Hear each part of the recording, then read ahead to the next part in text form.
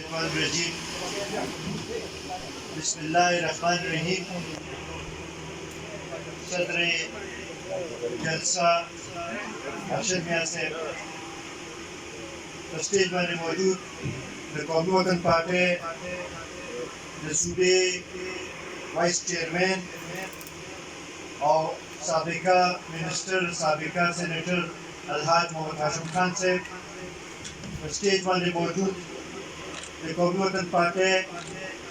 یو بل مشر ستاسو د کلي مشر میاں فاروق شاه صاحب په سټیج باندې موجود د قومي وطن پارټۍ د ضلعې مشر عجیب یوسف صاحب ملتان کاکا اسدالله خان ارشد خان آگرا علم خان علي صاحب او دلته کې راغلي د قومي وطن پارټۍ منتخب چیرمنان صاحبان د کوچنۍ نلکې مختلفو یونین کونسلونو نه راغلي عهدیداران صاحبان د کانګړۍ یونین کونسل چیرمن او د هغوی ټوله کابینه او زما د کانګړۍ د کلي مشرانو عزتمندو السلام علیکم. د ټولو کې اول خو د خپل نښه د قومي وطن پارټۍ د ټولو کارکونانو د نښه کاري فرجي واحد صاحب حبیب الرحمن صاحب جلال خان جبروز خان او د هغوی سره چې ګڼ شمېر عزتمند مشران نن موږ سره په قومي وطن پارټۍ کې شامل شو. هغوی ته هرکلی وایم او دا یقیناني ورکوم چې تاسو یو صحیح فیصله کړې ده. انشاءالله یو ځای به د پښتون قام د ترقۍ د سوکالۍ لپاره یو ځای به جدوجهد کوو او انشاءالله دا کام به د ترقۍ په لاره وي. عزتمندو، زه په دې موقع باندې د ارشد میاں صاحب ډېر زیات مشکور یم چې ما ته پته ده چې په دې شمولیت کې هغوی ډېرې هلې ځلې کړي دي او بیا د هغوی سره د کانګړۍ چې څومره زموږ مشران دي د هغوی ټولو ډېر زیات مشکور یم چې په دې تاسو سره دا تعلق جوړولو کې دا ورورولي جوړولو کې هغوی د پل کردار ادا کړو. نو هغوی ته زه شاباشي ورکوم او دا تمه ترې لرم چې تاسو به همداسې دا هلې ځلې خپل جاري ساتئ او دا یونین کونسل چې دی دا موږ غواړو چې دا کانګړه چې ده دا داسې شي چې لکه څنګه شیرکو زموږ دی چې دا زموږ هغه شان عزتمندو، ما نه مخکې فاروق شاه میاں صاحب هم خبرې وکړې او هاشم خان هم خبرې وکړې، نور مشران هم موجود وو، هغوی هم خبرې کول غوښتلې خو چونکې ټایم لږ دی نو هغوی خپل هغه ټایم ما له راکړو. زه د هغوی ډېر زیات مشکور یم په دې باندې. عزتمندو، که موږ وګورو نو د تېر 3-4 میاشتو راڅخه په ملک کې یو سیاسي هلچل جوړ دی او روزانه یو نوې خبره رامخکې کېږي یو پوره یو نوې سلسله شروع کېږي. کله چې د تحریک انصاف حکومت په مرکز کې ختم شو، 4 کاله هغوی په ټول ملک باندې حکومت و. زموږ په دې صوبې کې خو دا تقریبا اوس سال 9 کال یې شروع دی، بلکې 10 شروع کېدو والا دی. د اقتدار کې راتلو نه مخکې هغوی ډېرې وعدې هم کړې وې او ډېرې دعوې هم کړې وې. د نوې پاکستان جوړولو خبره یې کړې وه، د کرپشن ختمولو خبره یې کړې وه، د مدینې د ریاست بنیاد ایښودلو خبره یې کړې وه.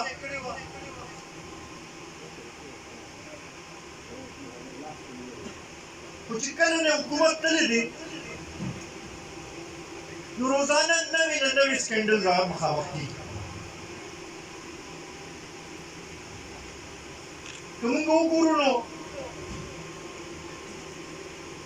دې نه مخکې که ستاسو خیال و نو د اپوزیشن ټولې پارټیانې یو ځای شوي وې او د پی ډي ایم په شکل کې دا خبره کوله چې د 2018 الیکشن کې داندلي شوې وه او د داندلۍ په نتیجه کې دا اسمبلي جوړه شوې وه او حکومت قایم شوی و داسې وه خبره وکړه دا خبره به ټولو پارټو کوله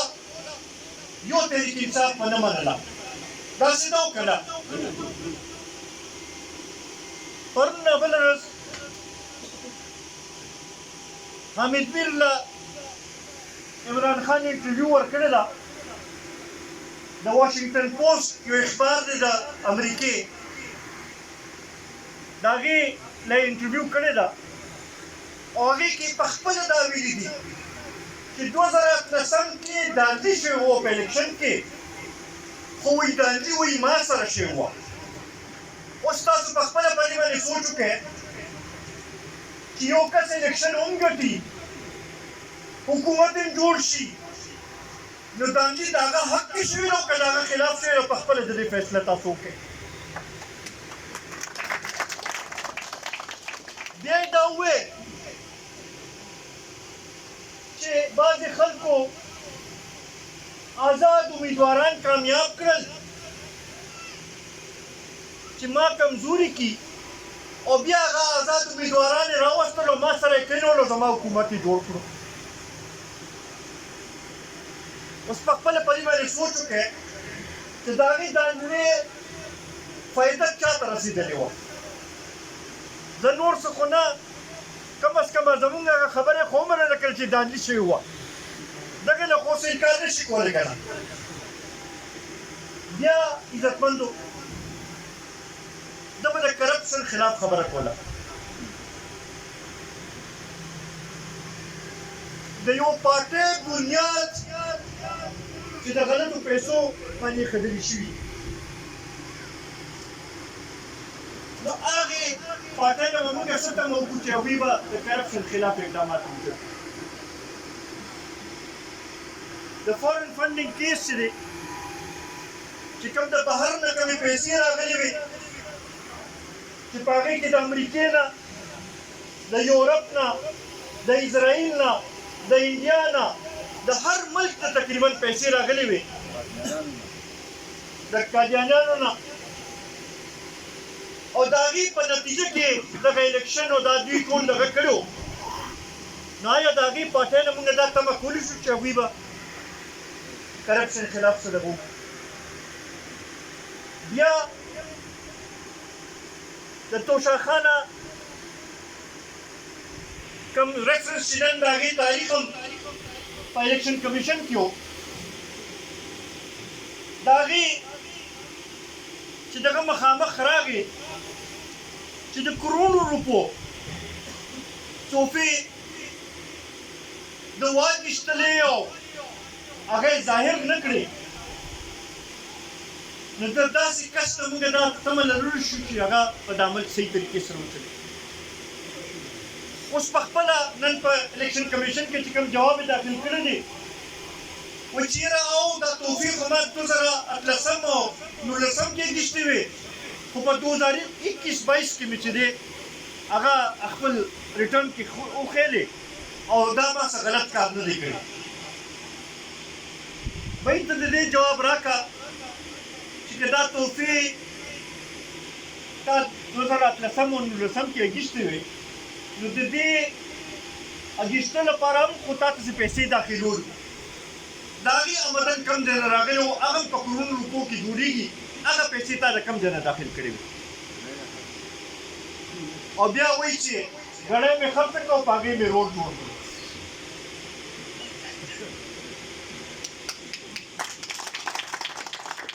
د دغې توفو په نتیجه کې هم چې ملک ته کوم نقصان رسول شوي نو هغه ګورې موږ اندازه د هغې نشو کولی ځکه چې کوم ملکونو دا تحفې راکړې وې هغوی په دې باندې خفګان ظاهر کړی چې یاره زموږ د تحفې ولې خرڅې کړی شو تاسو په خپله پرې سوچ وکړئ که تاسو له معمولي نه معمولي څوک تحفه راکړي او بیا ورته دا پته ولګي چې یاره دا تحفه تاسو خرڅه کړه نو د هغې سړي په ډه کې به څه راځي او داسې بیا د ملک یو باچا چې دی د هغه په زړه کې به څه راځي بیا دا تاسو وګورئ په دې 3-4 میاشتو کې کله د امریکې سازش شي اوس خو خیر هغه خبرې مونږ بندې کړې ځکه چې اوس امریکې سره ښه تعلق جوړول غواړي د امریکې سفیر سره ملاقات وشو نو اوس امریکا نه یادوي اوس وایي چې بیروني سازش اول خو همدا و چې امریکې سازش کړی دی د هغې ځای د یو سفارتکار نوم به یې موږ ایستلو اوس که ګورئ نو هغه تقریرونه نه هغه نوم چې دی هغه کټ شو امریکا نوم هم کټ شو اوس بیروني سازش باندې خبره شوه بیا دغه شانتې په ادارو باندې کوم الزامات چې ولګو په ادارو کې چې کوم طریقې سره تقسیم راوستلو کوشش وکړو نو دغه نه خو دا اندازه کېږي چې د هغه صرف او صرف دا سوچ دی چې پاکستان که کوم ځای تمزیزي دی خو بس ما ته اقتدار میلاوېدل پکار دي ما ته د اقتدار کرسی دې میلو شي نور زما پروا نشته چېرې به عوامو باندې څه تېرېږي یا ملک د هغې څه جوړېږي نن عزتمندو د ده هغه اصل مخ چې دی هغه نورو اوس خلکو ته مخامخ کېږي او پته لګي یو حکومت چې ختم شي نو هغه چې کله خلکو ته ځي نو هغه خپل کارکردګي ښیي ما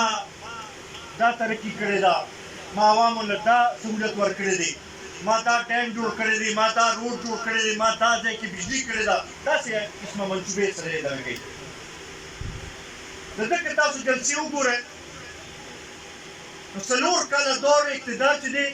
د هغې د یو سکیم ذکر به نه کوي یو دغه به نه کوي چې یاره ما څه کړي دي او څه نه دي کړي ځکه چې ورته پته ده چې ما څه کارکردګي نشته صرف او صرف په دې باندې دغه کوي چې بس زما خلاف سازش وشو او دا د پاکستان خلاف سازش دی او دا چې دی داسې دغه دی بی په خپله چې تا اوس ومنله چې بی دانځي شوې ده چې دا دې ومنله نو بیا د هغې نه پس ته بیا تا سره جواز څه پاتې کېږي چې ته وایې چې سازش شوې دی او دغه شوې دی عزتمندو دې نه اوس ثابته ده چې دا کس چې دی دا د ملک خیر نه غواړي بیا خاص کر زه به دا ووایم چې زموږ د صوبې خیر نه غواړي ځکه چې زموږ د صوبې نه ټولو کې زیات ممبران ورته ویل شوي په کار خو دا وه چې دلته کې چې دی دومره تحقیق کړی وی چې مونږ کتلي وي چې یاره واقعي دلته کې څه ډېر دغه وشو هغه ممبران صاحبان چې دي که هغه ایم ایل اګان وو که هغه ایم پي اګان وو د هغوی دغه باندې مونږ نه پوهېږو چې هغوی د عوامو څه خدمت وکړو څه قسمه داسې دغه کړی دی نن عزتمندو خلک اوس په دې خبرې باندې پوه شوي دي دې لپاره اوس دغه کول پکار دي چې مونږ ټول رایوځای شو څنګه چې ګوره پنجاب کې د یو قیادت لاندې ټول راجمع شوي دي چې مونږ پښتانه هم چې دی هغه رایوځای شو او دا وپېژنو چې بهی د پښتنو مسایل څوک حل کولی شي د پښتنو علاقې ته ترقي څوک راوستی شي د پښتنو د بچو د ځوانانو زموږ راروان نسل چې دی د هغې مستقبل څوک روښانه کولی شي زما خیال چې په دې باندې موږ سوچ شروع کړو زما خیال تاسو سره به هر څوک په دې خبرې باندې اتفاق کوي چې که واحد داسې مشر شته نو هغه واحد ملي رهبر جناب آفتاب احمد خان شیرپا دی چې هغه د دې قوم په مسلو پوهېږي او هغه مسلې حل کوي عزتمندو سیلاب اوس تېر شو په دې کې که موږ وګورو نو ډېره لویه تباهي به شوې 2010 کې چې څومره شوې وه د هغې نه زیات په تباهي شوې وه خو دا د الله تعالی ډېر لوی شکر دی چې هغه وخت سره لږ ډېر موقع موږ ته میلو شوه زموږ پارټۍ ته موقع میلو شوه او دا کریډټ زموږ ټولو کارکونانو ته ځي چې هغوی هغه وخت سره د هغې منصوبو موږ ته نشاندهي وکړه چې یاره دلته کې پکار دی بند جوړ شي، دلته کې بند جوړ شي چې دا علاقې دا کلي چې دي دا زموږ بچ پاتې شي. دا د الله تعالی ډېر لوی فضل دی چې په دې سیلاب کې موږ هغه لحاظ سره کم از کم چا سره چې هغه ډېره حد پورې پاتې شوې ده. بیا دغې سره سره خصوصا د دعاوې په حوالې سره میا صاحب ذکر وکړو د اوبو چونکې زمیندارۍ سره زموږ ټولو تعلق دی. کم چې بند میا صاحب ذکر وکړو د هغې او سره چې د دوابه کنال ریموډلینګ چې کوم موږ وکړو هغې سره زما خیال دی چې 80% د اوبو مسلې چې دي زیات حل شوي. دا هم ډېر لوی خبره ده او خاص کر زموږ د زمیندارانو لپاره دا لوی راغلی. انشاءالله دا تاسو تسلي ساتئ که تاسو په موږ باندې اعتماد وي او تاسو را سره ودرېږئ نو انشاءالله دا دعاوا دا ضلع کاسده چې ده دا به د ترقۍ په لار روانه وبه او انشاءالله تاسو به وګورئ دا ټوله صوبه به د ترقۍ په لار عزتمندو ډېر نور ستاسو وخت په نه اخلمه. ارشد خان او شمشاد راته یو خبره وکړه هغې مشرانو د هغې عزتمندو چې چا نن موږ سره په قومي وطن پارټۍ کې شمولیت اختیار کړو یو بل بیا دا شکریه ادا کوو. د هغې ملګرو چې چا په ډېرو سختو کې د دې باوجود چې دا 3 کاله نه حکومت و نه زموږ ممبرانو او ډېر په هغې ملګرو باندې جرګې مو شوې مختلف طریقې سره په هغوی باندې مختلف حربې استعمال شوې چې هغوی د پارټۍ نه د وروستو شي. په هغه ملګري همغه شانتې ثابت قدم پاتې شو. هغې ټولو ملګرو ډېر زیات شکریه ادا کوم او انشاءالله دا تسلي درکوم چې را روان وخت د قومي وطن پارټۍ دی، را روان وخت ستاسو دی او را روان وخت چې دی هغه د پښتون قوم د ترقۍ وخت کوي انشاءالله.